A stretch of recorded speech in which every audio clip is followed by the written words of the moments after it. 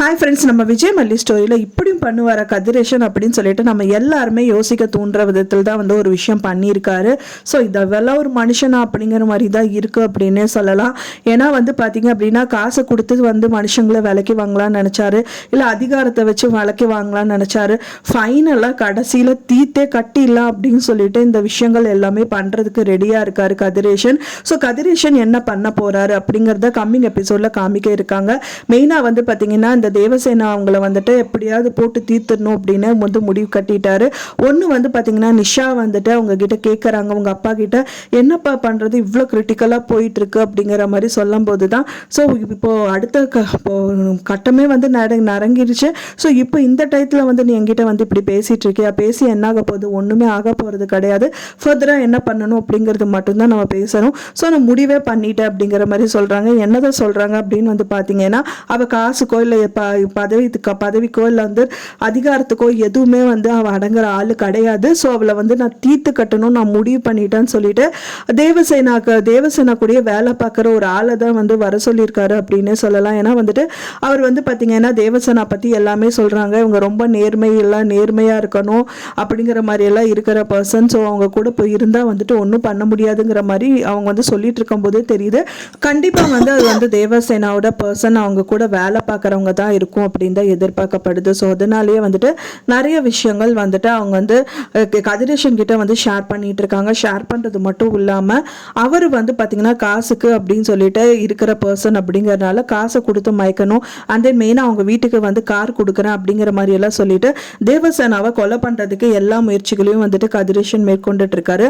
அதுக்காக தான் வந்து பார்த்தீங்கன்னா அவங்களோட காரில் வந்துட்டு இந்த ஒரு ஸ்ப்ரேவை மட்டும் அடிச்சுட்டு அண்ட் தென் வந்து கொஞ்சம் கொஞ்சமாக இன்க்ரீஸ் பண்ணி ஏசியை அண்ட் தென் வந்துட்டு அவங்க அவ்வளோதான் அப்படிங்கிற மாதிரி சொல்கிறாங்க.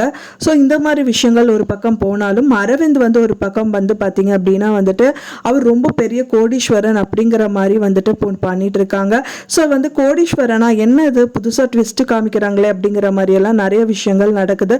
ஸோ அரவிந்த் எப்படி கோடீஸ்வரன் ஆக முடியும் என்ன அப்படின்னா அவரோட அப்பா பேரெல்லாம் சொல்கிறாங்க. அண்ட் தென் வந்து பார்த்தீங்கன்னா அவர் ஒரு பெரிய கோடீஸ்வரன் அப்படிங்கிற மாதிரி வந்து பார்த்தீங்கன்னா அவங்க ஆஃபீஸில், அதாவது அரவிந்த் வந்துட்டு ராஜியோட ஆஃபீஸில் வந்து வேலை கேட்டுட்டு இருக்காங்க.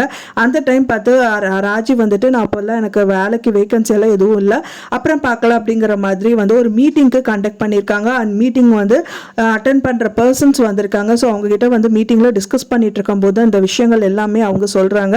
இந்த மாதிரி அவங்க வந்திருக்கிற வந்துட்டு அரவிந்த் தானே, அவர் ரொம்ப கோடீஸ்வரர், அவரோட அப்பா வந்து பயங்கர கோடீஸ்வரர். அவங்க ஏன் வந்து அவர் வெளியில் வந்தா அப்படின்னா வந்துட்டு மெயினாக அந்த பையனுக்கு வந்துட்டு எந்த விதத்துலையும் வந்துட்டு அவங்க அப்பாவை டிபெண்ட் பண்ணி இருக்கக்கூடாது அப்படிங்கிற ஒரே எண்ணத்தால் தான் அவங்க அப்பா விட்டு வெளியில் வந்திருக்கா. அப்படி அது மட்டும் இல்லாமல் வந்து அவரோட பர்சனலாக அவர் வந்து உழைச்சி மேலே வரணும் அப்படின்னு அவர் நினைக்கிறாரு. அதுக்காக இந்த மாதிரி விஷயங்கள் எல்லாமே பண்ணிட்டு இருக்காரு அப்படிங்கிற மாதிரி சொல்கிறாங்க. கண்டிப்பாக வந்து அது மல்லி வச்ச ஆளாக தான் இருக்கும் அப்படின்னு தான் எதிர்பார்க்கப்படுது. ஏன்னா வந்து ராஜிக்கிட்ட அவங்க டைரெக்டாக வந்து கேட்கும்போது அவங்க வேலைக்கு சேர்த்துக்க மாட்டேன்னு சொல்கிறாங்க.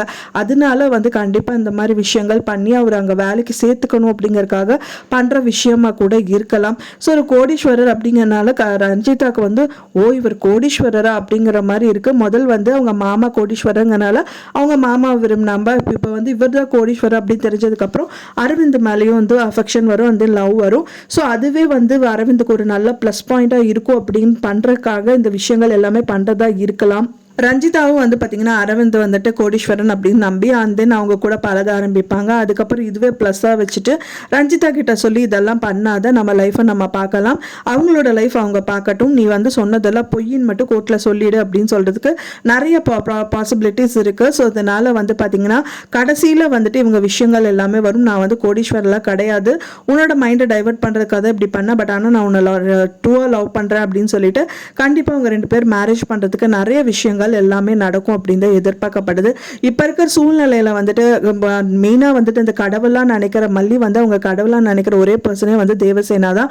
ஸோ அவங்களுக்கு எதுவுமே ஆகக்கூடாது, அவங்களுக்கு எதாவது ஆச்சு அப்படின்னாலே இதில் எதுவுமே பண்ண முடியாது. கண்டிப்பாக இதுவும் வந்து சுதனமாக இருப்பாங்க தேவசேனா அப்படின்னு தான் எதிர்பார்க்கப்படுது.